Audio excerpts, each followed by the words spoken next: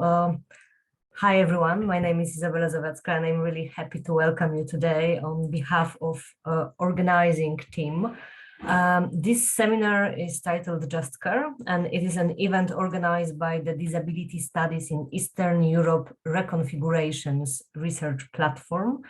And the aim of our project is to create the environment in which scholars, PhD candidates and students will benefit from networking with each other and learning from experience and research of other participants. And we meet on a regular basis. Usually the meetings are on last Friday of the month. So right now I would like to invite you also for our next meeting, which will take place on 26th of May and will be hosted by Katarzyna Kolarzowa. And because we are focusing on sharing the knowledge and networking, I would like also encourage you to follow our webpage and our Facebook profile. Magda just wrote those links in chat, so you can find them there. And on our social media and on our webpage, you can find out more about our events, about the seminars we are going to have in the future and our previous events with the archive of our meetings and seminars. And also we shared their events organized by our partners or people who are members of the platform. So I would like to draw your attention especially to an open call for texts shared by the Polish open access journal Didaskalia, which invites submissions that reflect on actual and potential power of disability to transform performing arts and theater and performance studies. The team editors of the number, which is titled Creeping Performing Arts, are Monika Kwaśniewska and Katarzyna Ojrzyńska, who are members of our platform. And all the information about the open call you can find on our webpage and under the link Magda just shared with you. During this meeting, if anyone have any technical issues, please reach me on private message or write the information on chat. Today's meeting consists of two parts. First, we start with a lecture and then the workshop.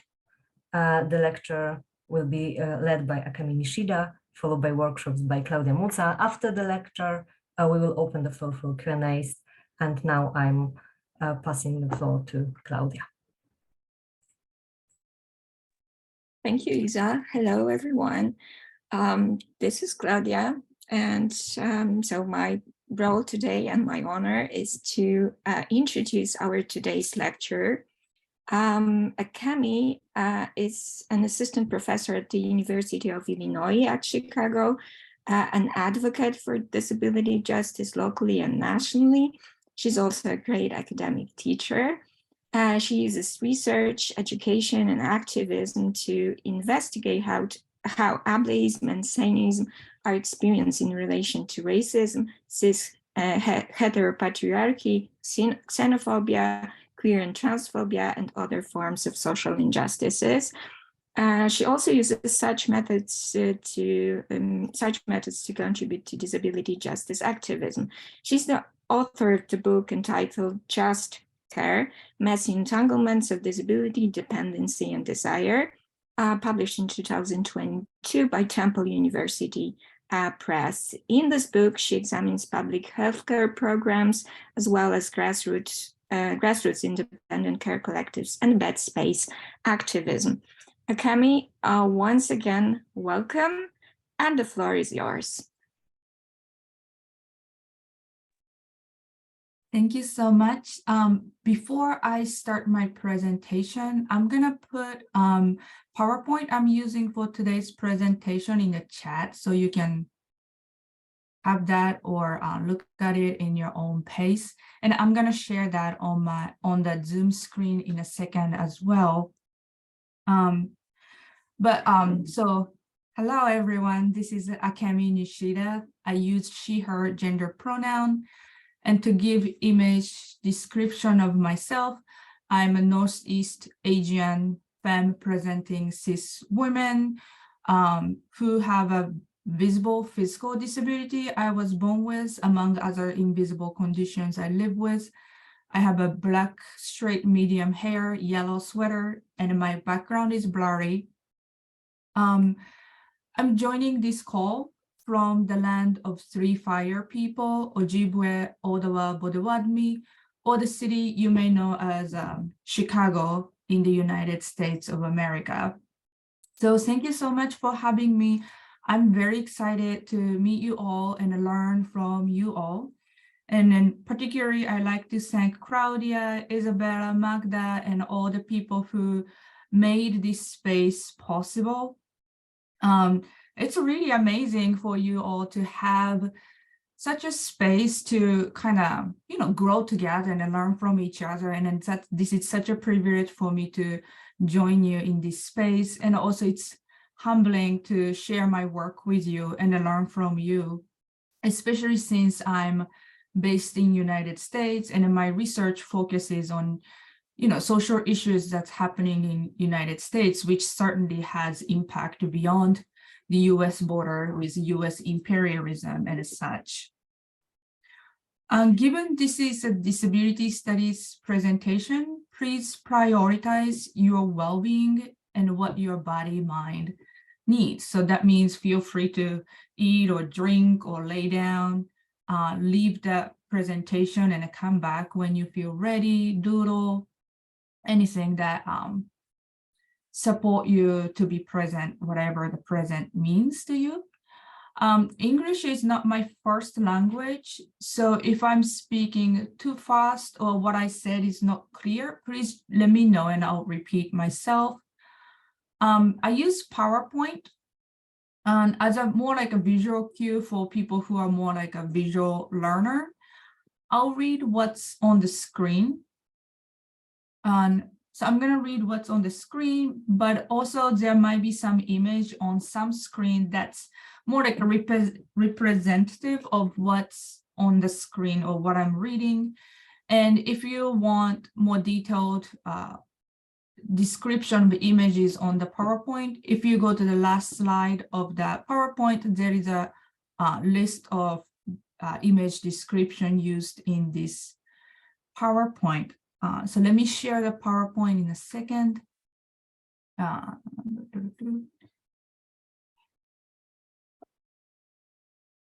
So I assume you see that PowerPoint? Yes, we can see it. Thank you, awesome. So what you see on the screen right now is the left half is a black background with white letters said, just care. Messy entanglements of disability, dependency, and a desire. My name and my email address, nishida@uic.edu.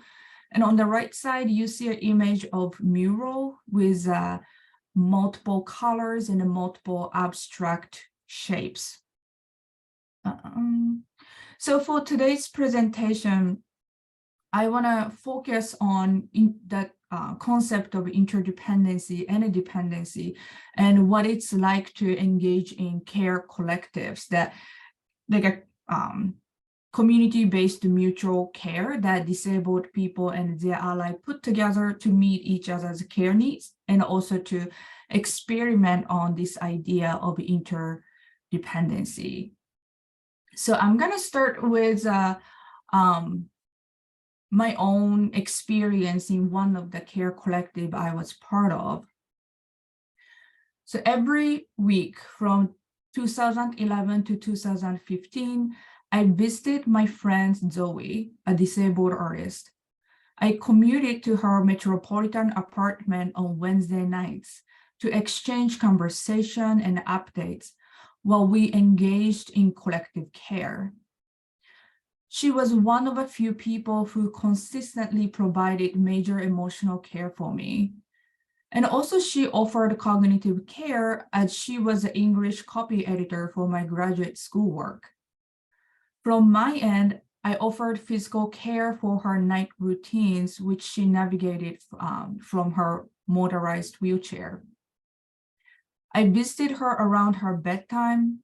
She always welcomed me with a soft hug asking me if I wanted tea, water, or wine. We shared lots of laughs and updates as Neil to take off her shoes and socks. We co-facilitated care tasks as she got ready to shower and go to bed. While she assisted me by shifting her body or positioning her legs in certain ways, I lifted her body so we could co-conduct multiple transfers together from her wheelchair to toilet to the shower chair to her bed. As she laid on her bed at the end of the evening care routine, I sat in her wheelchair as it charged next to her bed, and we continued to share every detail of our week, a mixture of many feelings, laughs, and sometimes even tears. I recharged myself emotionally with Zoe's help, as I hope she recharged herself too. Zoe often offered me a hand massage as my disabled hand would be tired and in pain from the academic labor of typing. Well, we talked about care labor and the never-ending questions of fair labor bartering, or if there even is such a thing. We circulated emotional care amongst so many other forms of care between us. We were part of the larger care collective that Zoe initially organized with a group of her friends and strangers that she recruited, who provided physical care for her nightly, and for whom she provided a wide range of care as well. Members of care collectives were assigned a day of the week to visit Zoe in the evening, and each of us developed our own unique relationships with her, as well as with one another. It was a collective experiment to actualize and practice interdependence in our everyday lives intentionally, extending from Zoe. So I'm gonna again focus on interdependent care collective that emerged across North America in 2000s and 2010s in a second. But before that, I want to zoom out a little bit because this interdependent care collective research I'll share is part of the series of research I've done on care in last 10 years based in the United States of America. So I kind of want to give you like snapshots of what is a larger care research series of care research I've done. So what I did in this series of research is to take care as an analytical framework, meaning how we understand what's going on in the society today.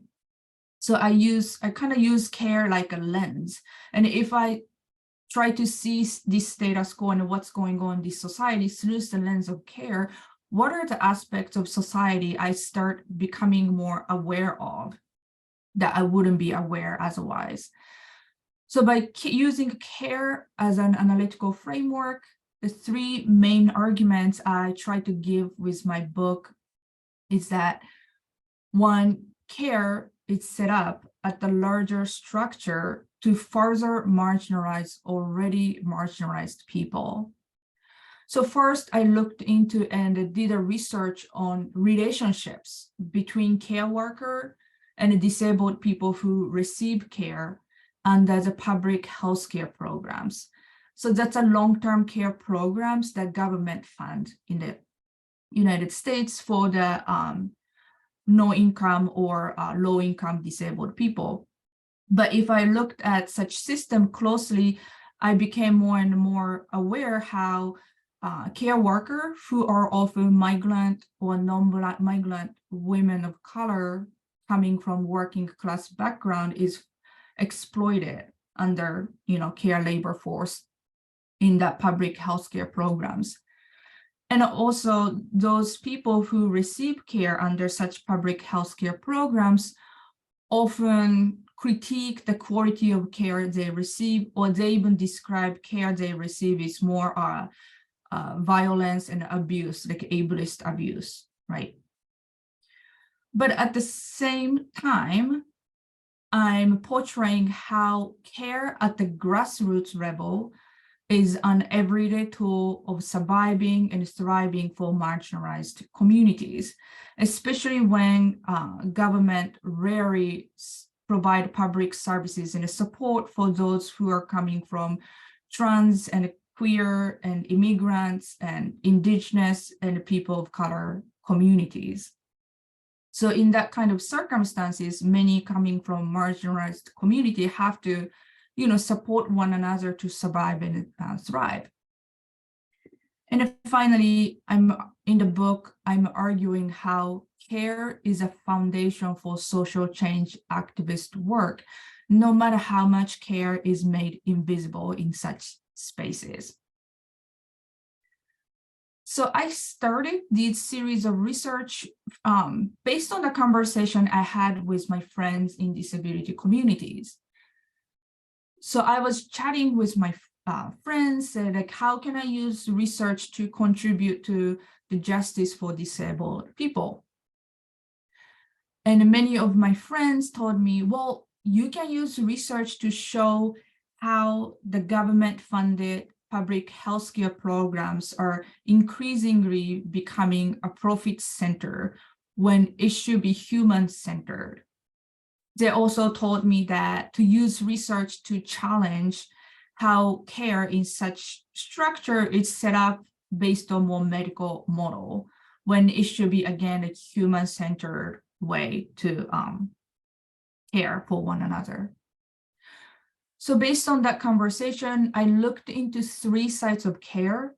First one is a Medicaid, which is, again, government-funded public healthcare programs who provide long-term care supports and services for disabled people who can't afford it on their own. And I looked into Care Collective, which I'll talk more in a second. And finally, I also looked into BED, B-E-D, BED activism, which I define as a resistance and a social change vision, drive, and force that's emerging from the bed spaces of disabled and sick people. And so the series of research, including the research I share with you today, is grounded by disability justice activism, which is different from disability rights activism. I included some link to about disability justice activism at the end of this PowerPoint for those who wants to learn more about it and wants to read about it. But it's like a form of activism that really gave me foundation to understand care.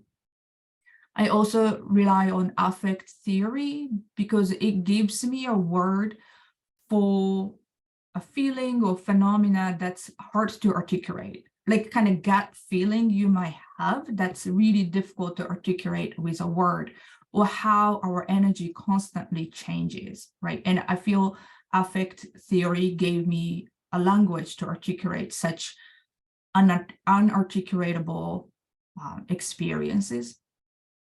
And also I deeply learning from and rely on critical disability, feminist, race studies, as well as queer and transnational theories to, again, understand care in the current society.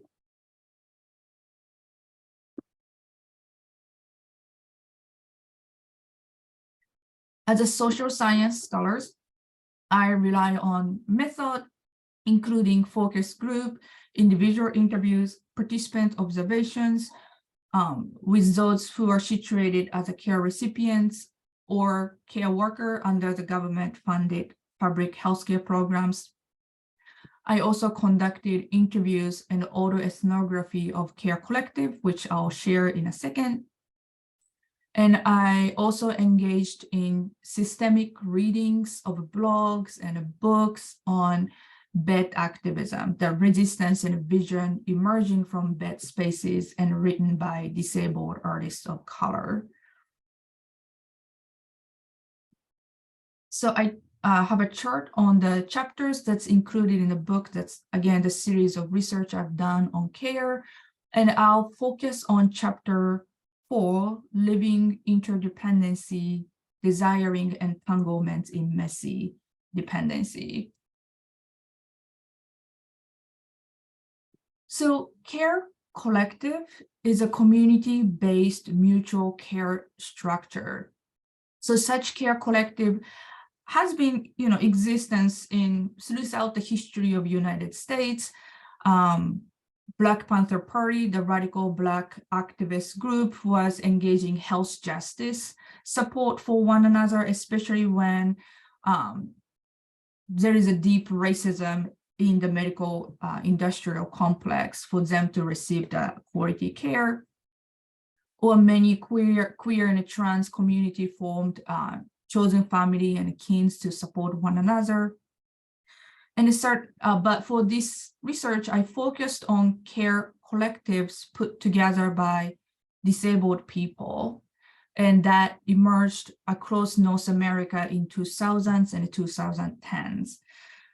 And such kind of popularity in care collective was influenced by the popularity of disability justice activism.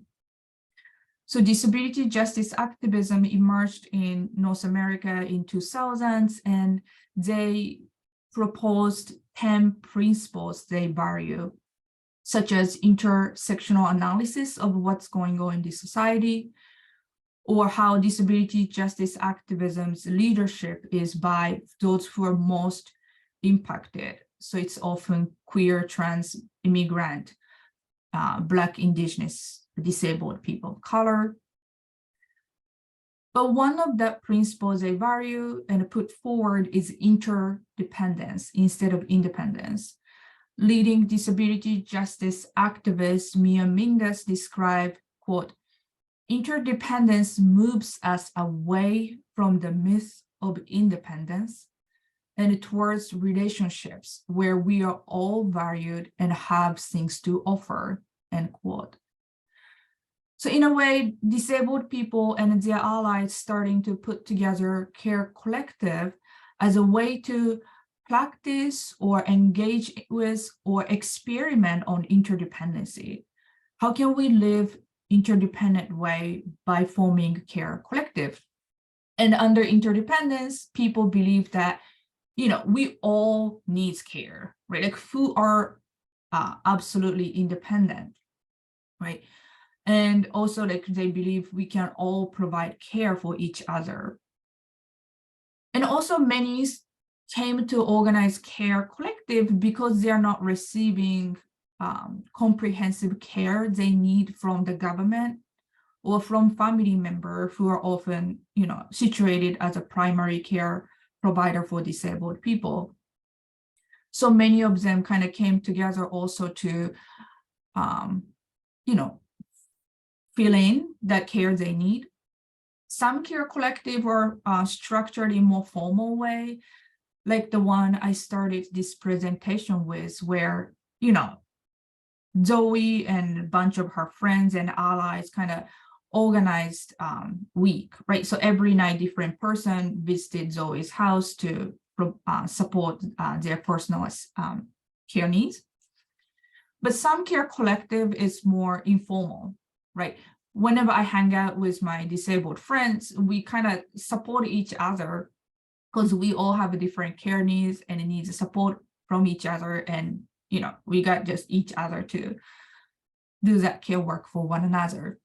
So care collective can happen in more informal or formal way.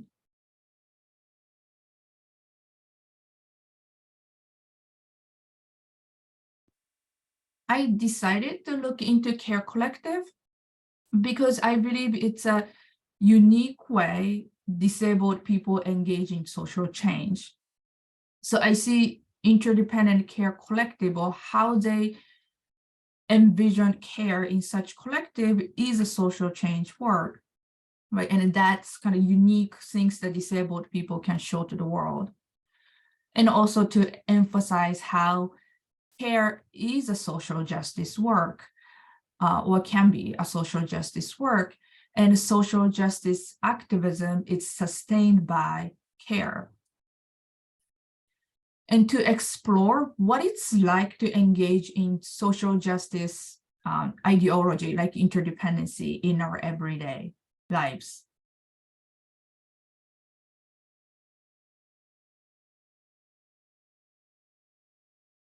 So interdependency has been brought up a lot and is celebrated by disability studies scholars in US and UK and maybe beyond.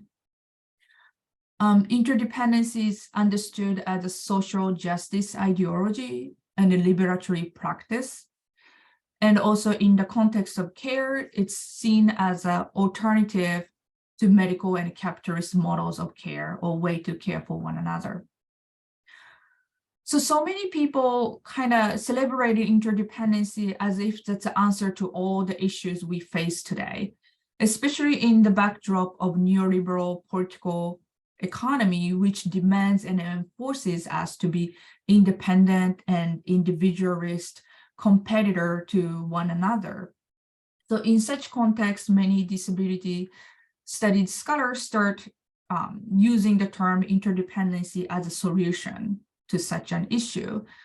But I felt that oftentimes interdependency is treated like kind of like unicorn, right? Whose image I have on the screen right now. It's like this magical pill that will fix all the issue of neoliberal political economy. But people rarely talk about how we can practice that or how it comes out in our everyday lives. So I started questioning, but how do people actually translate social justice ideology, like interdependency, into a practice? And what it's like to live such ideology in the middle of the status quo, which in the case of the United States, to enforce individualism and independence, right? So I conducted interview with people who were part of the care collectives across North America. Most of them have all kinds of disabilities, and some of them are non-disabled allies.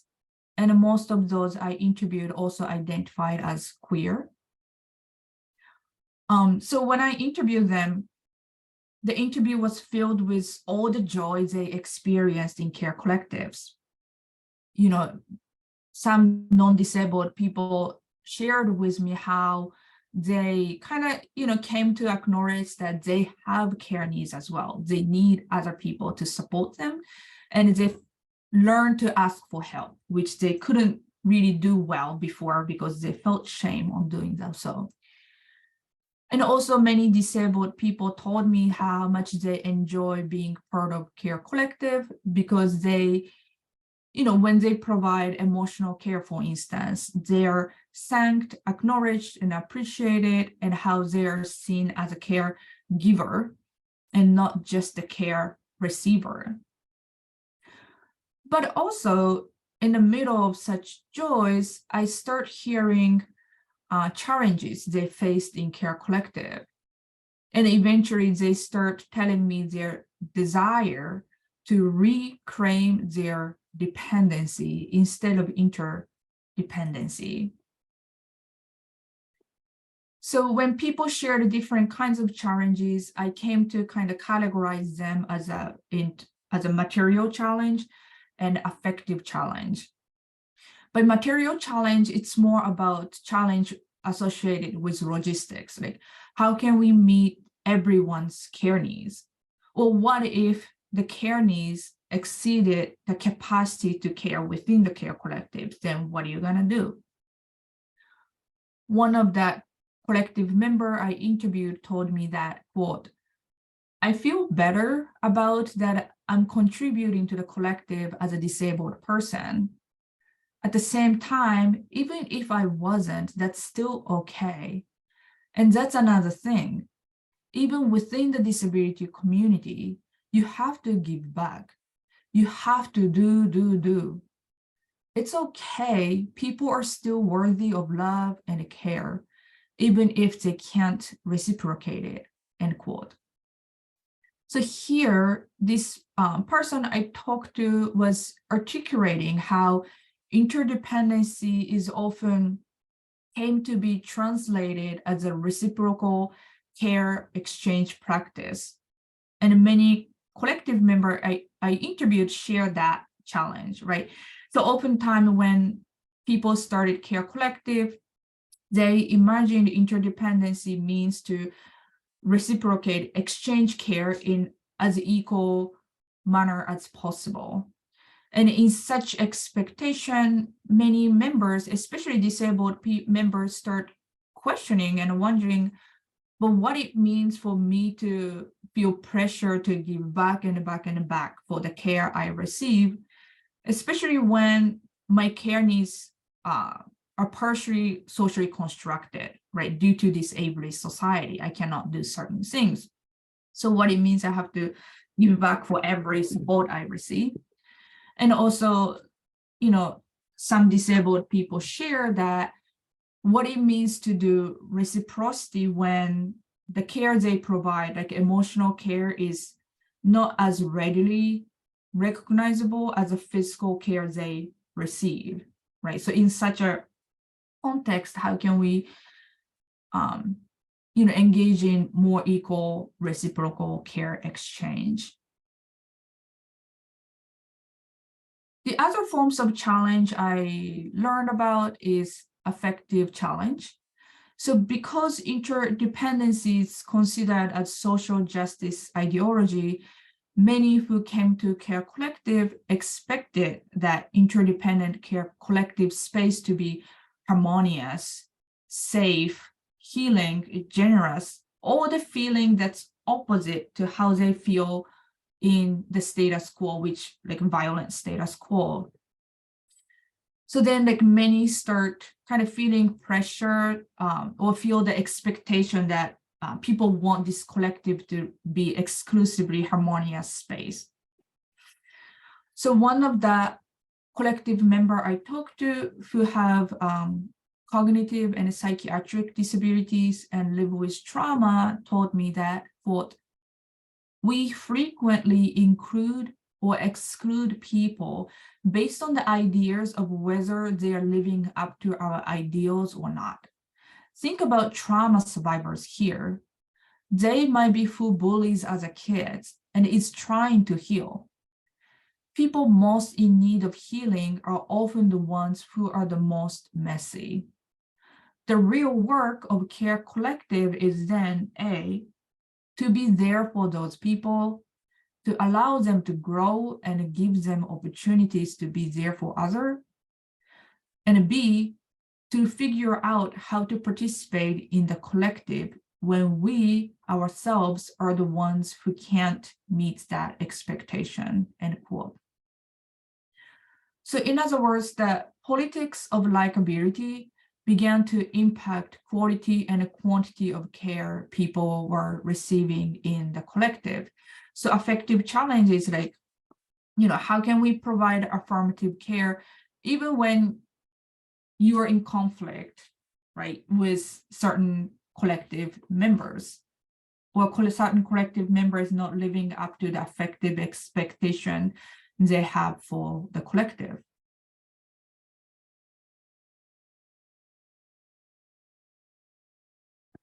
And in the middle of such challenges they narrated to me, many of them began to yearn to reclaim their dependency instead of interdependency.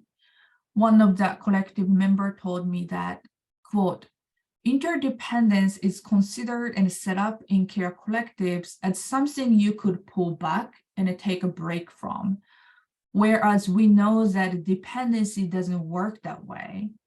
The reality of need and dependency is much more entangled. The never-ending nature of dependency is a beautiful, complicated thing." So those I talk to are aware that disabled people's dependency is as much constructed in this ableist society as it is uniquely embodied. And also they're painfully aware how their dependency is often read as burdensome and used to justify the ableist violence inflicted on them. And yet still, they suggested to revisit, reimagine, and reclaim the dependency they embody as a powerful and unique thing that they can show to the world.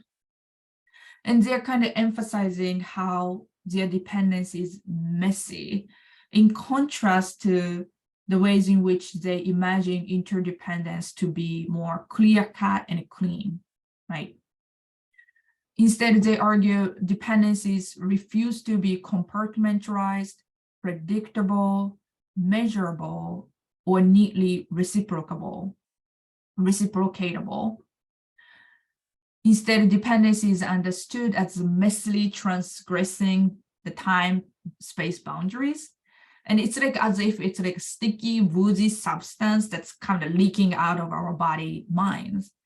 And the dependency arises 24/7 as long as our body minds lives. And yet, not just reclaiming their messy dependency, many began to share with me how they desire to be entangled in each other's messy dependency, partially because they acknowledge how, be entangled in each other's messy dependency is unavoidable element of, for disabled friends to be together and hang out together. And such unavoidability is strong, especially strong in the society where, government doesn't necessarily provide comprehensive care and support for disabled people who need them. And also many shared, they rather want to be in this hard, messy, entangled space with each other than knowing that their friends and a community member go through, everyday ableism on their own and in an isolated way. So for the remaining of this presentation, I want to dig a bit deeper on this idea of mess, or the word mess. And I want to kind of further conceptualize messy dependency by building on the work of critical anthropologist and Asian American scholar Martin Manalansan-Force, who wrote an article, Messy Mismeasures, Exploring the Wilderness of Queer Migrant Lives. So he follows the lives of queer people who are also undocumented immigrants in the United States, and how they navigate and to survive and thrive in the big city in the United States. And he kind of conceptualized mess, and he says, quote, "I offer an idea of wildness and a mess as possible strategies for forging queer trajectories and states of being in a world that is bent on cleaning up, taming unruly jungles and wilderness. Mess opens up other stories that do not yield to calls for temperance, cleanliness, and measured behavior. Mess, then, is not an impediment to living, but a way of being in the world." So he's kind of conceptualizing mess as a resistance or portal to the fabulous queer futurity, particularly in the backdrop of neoliberal and a neocolonial setup, where marginalized people are often simplified, reduced to fit into the certain box, like a check box, right? Like, are you citizen, non-citizen, women, men, this and that, right? So in such neoliberal, neocolonial power dynamics, being mess is one way to resist such powers, and also way of being, and also like portal to imagine different kinds of future, like jungles and wilderness and such. And building on his work, I'm kind of arguing how dependency is one way such a mess manifests and materialize in disability communities. Mess is a reality of disabled people's lives as we survive and thrive in this ableist society, which enforces independence, and reclaiming each other's dependencies and each other's dependency and relating through their messy nature is what disabled friends are doing already to hang out with one another, that care collective member reminded me. And the resistive aspect of mess becomes even more clear if you kind of think that in the larger setup of US public healthcare programs. In order for disabled people to receive such support, which is becoming scarce, meager and meager, disabled people must hide their mess and present themselves as this neatly fitting into the social idea of docile and deserving disabled citizen in order to receive such government support. And also, how care is set up in such a public healthcare programs is set up in a way for the state, for the governments to tame and manage the messy nature of their dependencies, right? Like many of such care services said, like, oh, based on your disability, you receive care every day for 4 hours.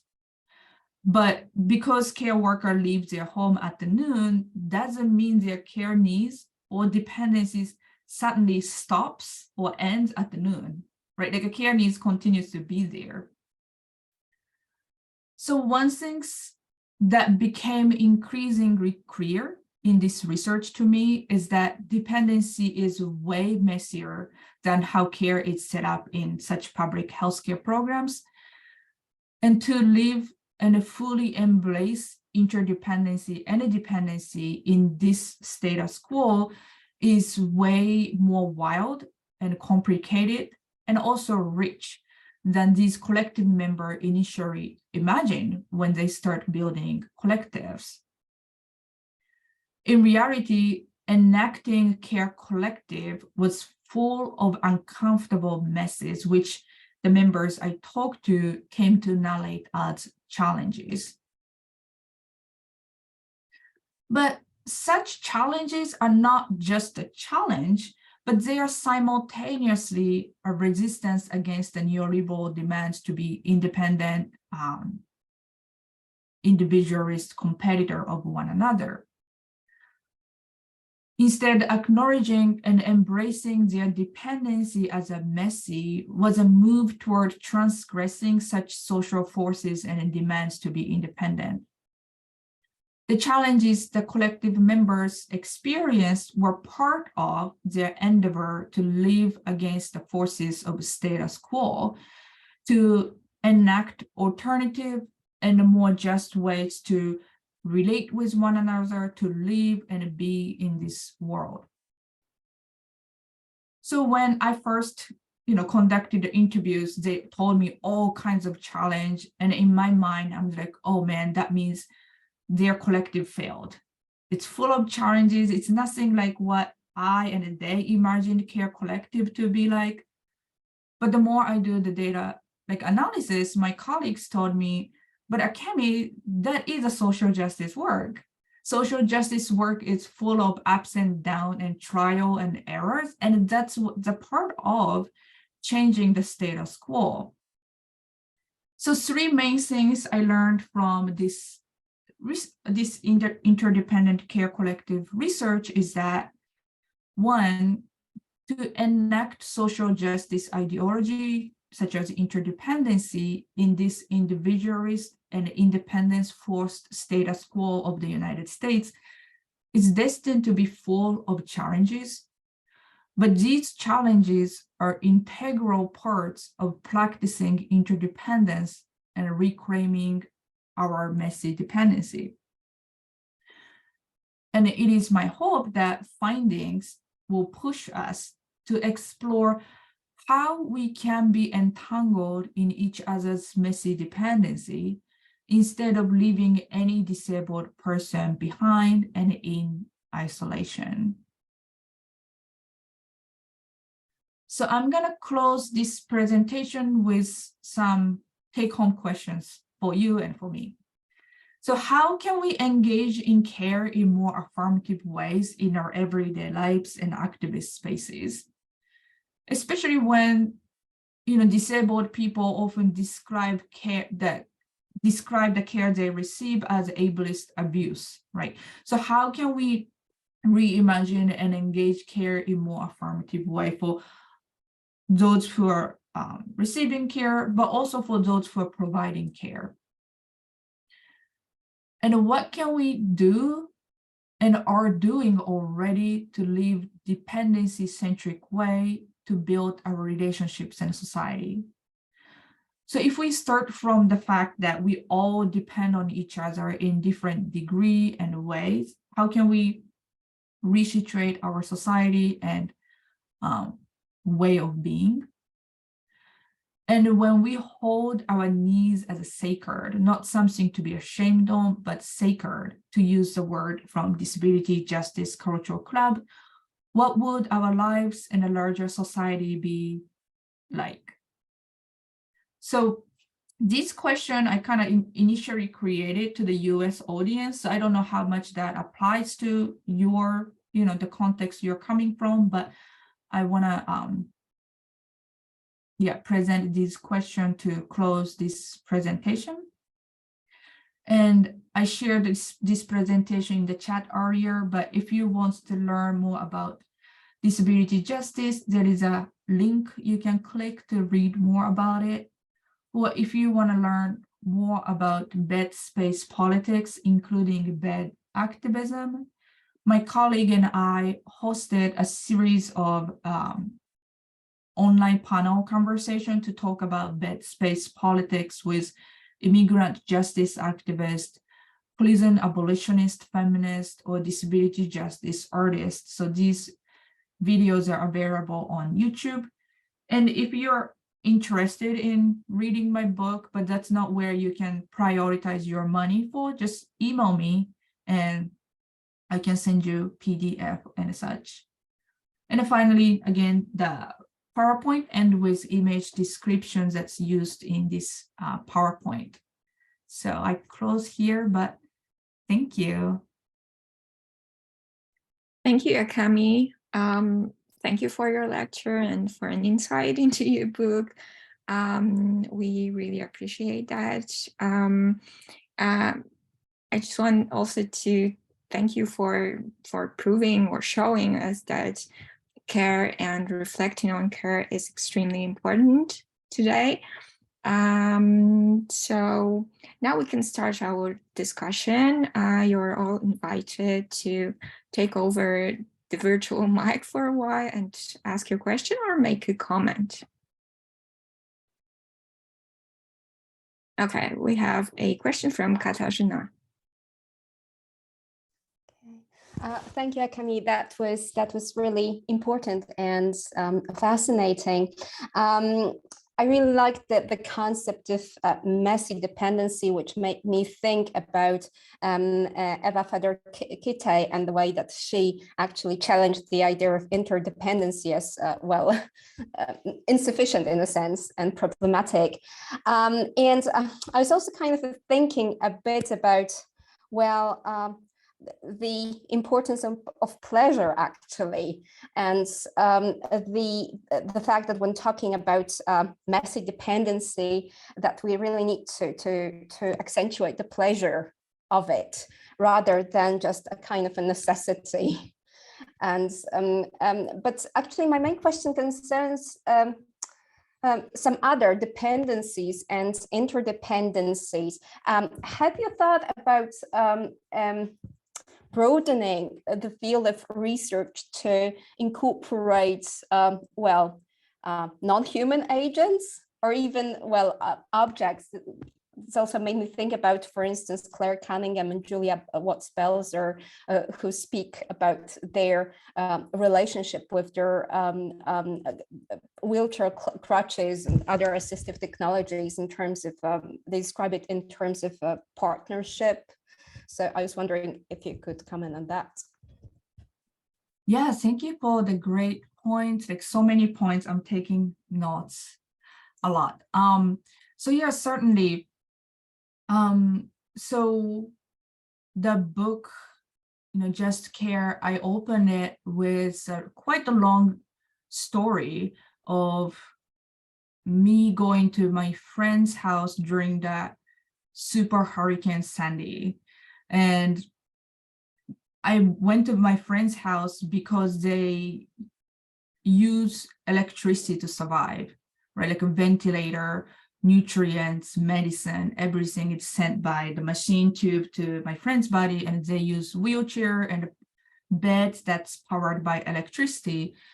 But the Hurricane Sandy kind of cut off all that electricity, and also the care worker who comes to, they receive for 24 hours left because Hurricane Sandy is coming and a new person wasn't coming. So I was called in and I went to my friend's house.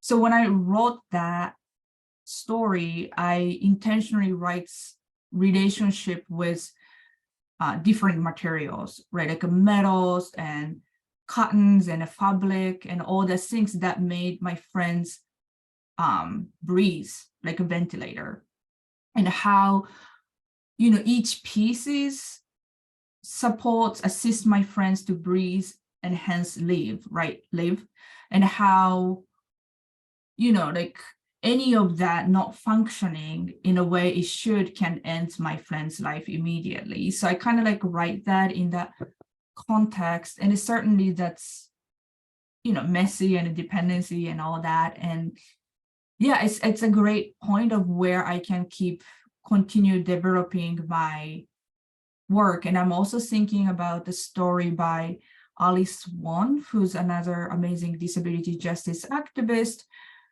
in the middle of the COVID, talking about, because COVID is all about breathing, right? And you can get the COVID through breathing. But she was saying that in the middle of the COVID, she got a call from the company who provide a ventilator. The form of ventilator she used, I forgot the exact name of that machine, but she find out that there was a mishaps with a company. So the filter that's embedded in her ventilating machine was releasing some toxic material as she breathes in. So she learned that like so many years she was using that machine to breathe, but the machine was releasing some toxic chemical stuff. And also how ironic it was for her to learn that during the COVID, right? So I feel like there is so much more can be said on the messy dependency and our relationship to more than just a human being. So thank you for that, pointing that out and bringing that to my attention. Yeah. Okay, and another question comes from Natalia. Hi, Akemi, thank you for this talk. I don't know to what extent there are care collectives in Poland. I haven't done such a research, and I don't know if anyone is doing it. Right now, there is a huge conversation about care in Poland, though, and care is mostly provided by parents, and in particular mothers in Poland. And I'm wondering whether the question of parents and mothers and providing care by parents came up in your research, because this is a really messy entanglement when it comes to, like, basically, how do you see the role of parents? Since, of course, oftentimes the interests of people with disabilities are really in competition with the interests of the parents and mothers. And I just wonder, if it came up in your research, and how do you think about that? Sorry, that's a very broad question. No, this is a perfect question. Certainly, we can't think about care without thinking about women and gender non-conforming femme people put to the care labor. But what I wanted to do with my work is to open up a bit more, because that conversation's been happening, not enough, but it's being said and we pay attention and all that. So it doesn't mean like we don't need to do that, but I wanted to open up the conversation a bit more.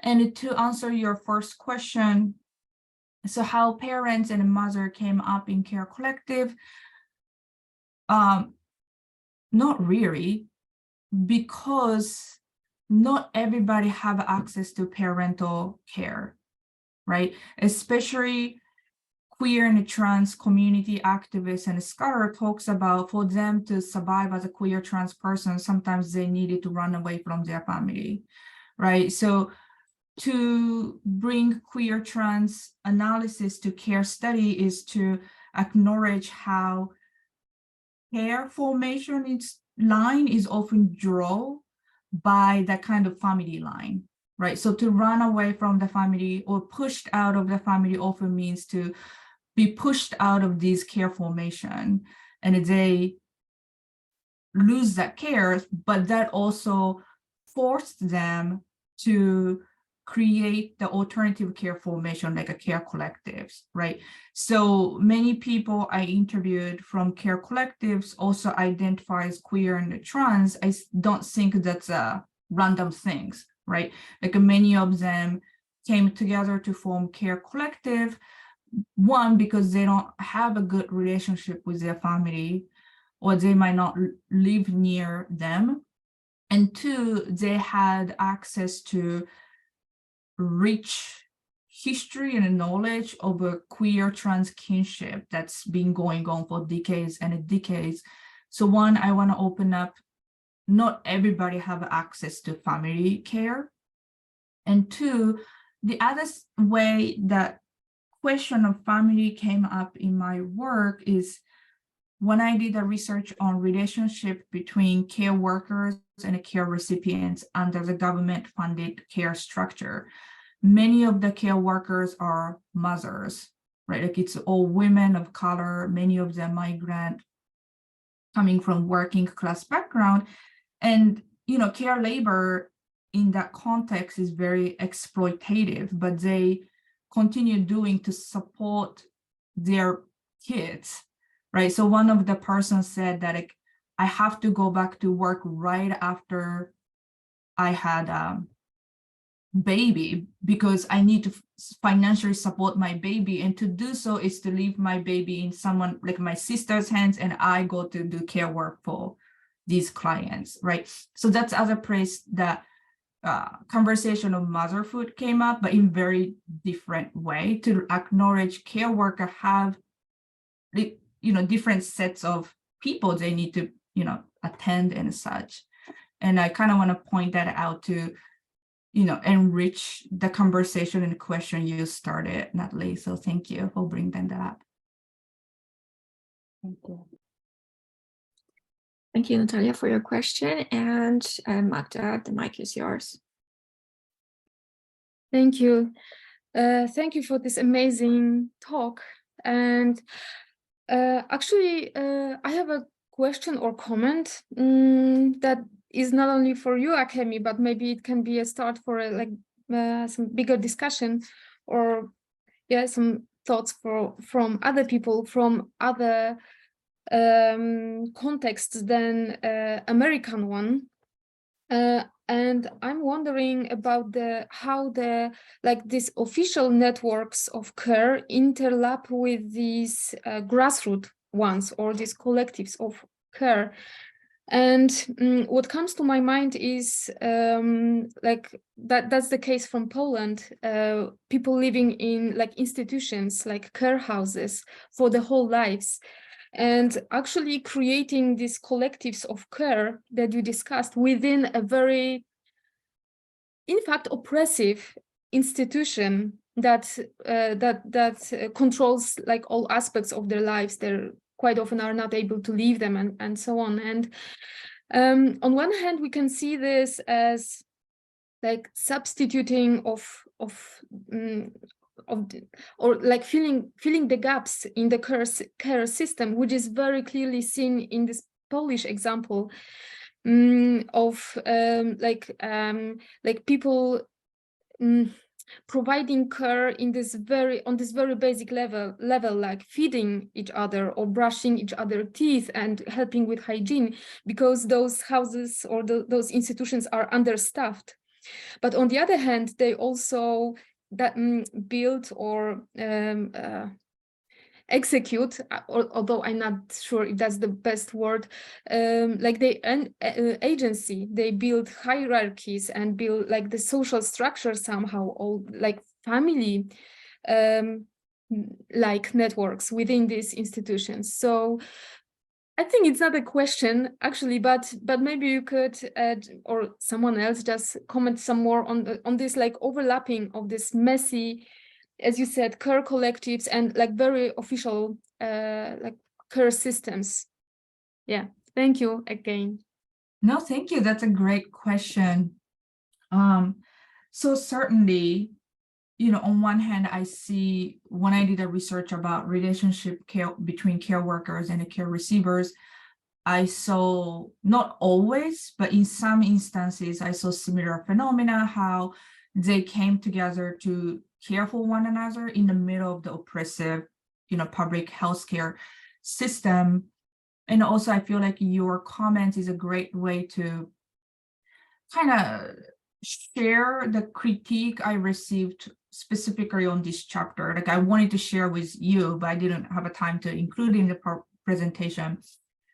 But one of the, not critique, the question I received, and I write that in the chapter towards the end, is like, yes, that's beautiful, but also that's exactly what neoliberal political economy wants, right? Because neoliberal political economy makes care as an individual responsibility, and they want to increasingly cut the government funding to care for disabled people.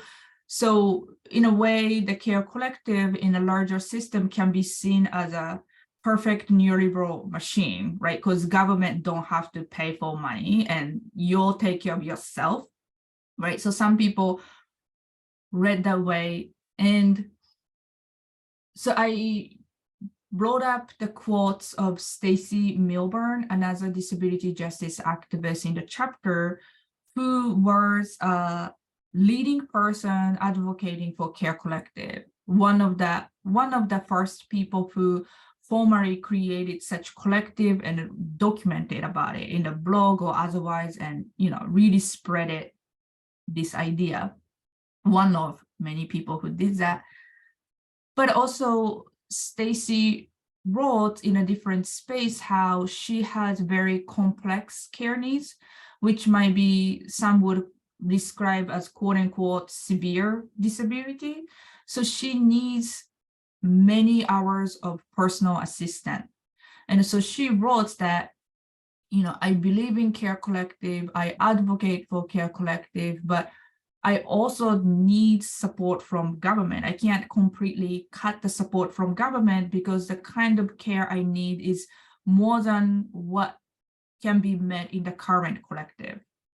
So one, she said, like, we need to keep developing the collective. So it's not just the 10 people, but the whole world and whole society start doing that, then what will be possible? And also she said, but until then, I need a public healthcare support. I can't live with that, right? So she kind of said, we have to push the government to provide more support for disabled people. So she kind of talks about this conflicting idea, but such a reality of many disabled people. So I kind of include that to chapter to kind of complicate notion of care collective to be more than just romanticized. So I think, yeah, what you said kind of reminded me of that. And it certainly, my graduate school mentor who was at one of my book talk, and she said, like, I loved your chapter on Care Collective, but you should read the work of Black civil rights activists from United States who wrote about the idea of social setup where marginalized community, like a disability community or Black community, received the money from the government, because government collect tax money from us, right?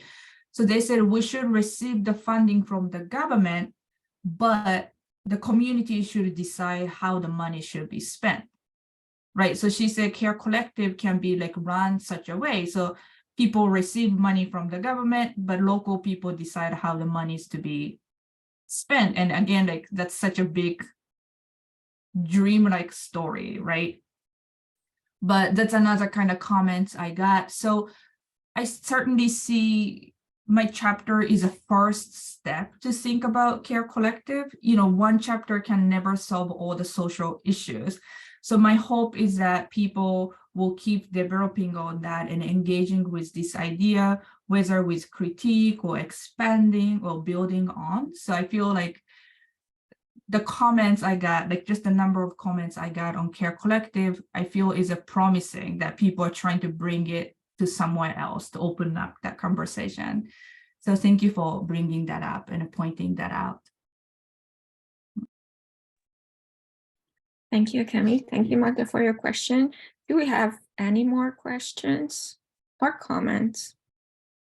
Okay, Hannah, the mic is yours. Thank you. Hello, everyone from Ukraine. Thank you for a wonderful presentation. I have just 2 remarks. I'm a researcher and also I'm a civil activism for the rights of people with disabilities in Ukraine. I'm a member of NGO Fight for Right. And actually, the first remark, in our organization, I have started to record interviews with people with disabilities about their experiences during the Russian-Ukrainian war. And for me, it's also about care. I think a lot about the challenges have to be the researchers and talk about the trauma which me and my narrators live through. And for me, very important to talk about this our trauma together. And actually, after interviews, we had more and more conversation via social media, via Viber or Telegram, about our experiences. We share a lot about our daily lives, and it's kind of symbolic care for me, and I hope for my narrators too. And another remark, actually, we have hotline in Fight for Right, which provide different types of help and support for people with disabilities during the war, like legal advices, ecological consultation, etc. By the way, for me, very interesting this topic about care, because we have an informal network of people with disabilities who are defenders for the rights of people with disabilities in Ukraine. And for me, very interesting to observe how they communicate in the chat and really support and care for each other. They propose the way how to evacuate each other, how to make different advices for legal stuff. And very interesting how they now how they talk and raise topics about rebuilding of Ukraine and how to use inclusive approach for rebuilding. And you know, I feel this symbolic care in that chat, and it's very important for me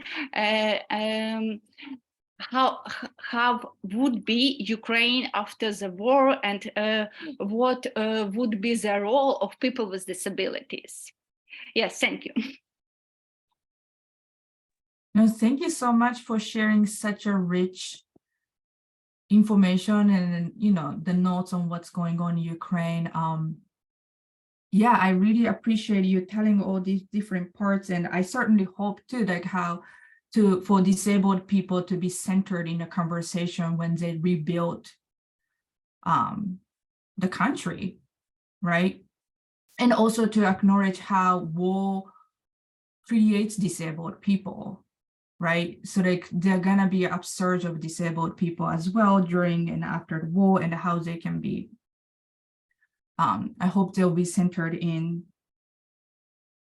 the conversation. And yeah, I like how, I think your comments really highlighted how care is a part of the social justice activism, and care is a social justice activism, right? We often don't necessarily see care as activism, but depending on how we care, care is what help us to survive and thrive, and a really important part of social change activism. And I think that's where like disabled people can show, right? Like we have such a deep insight on care and the power of care, right? So I feel like that's part of the reason why I kind of get into the Care Collective, to show that. But yeah, I'm really thankful for sharing all those notes, Hannah. I'm taking all the notes of all the organization and the peoples you brought up in the comments. So thank you. Thank you, Hannah. Thank you, Akemi, for your response.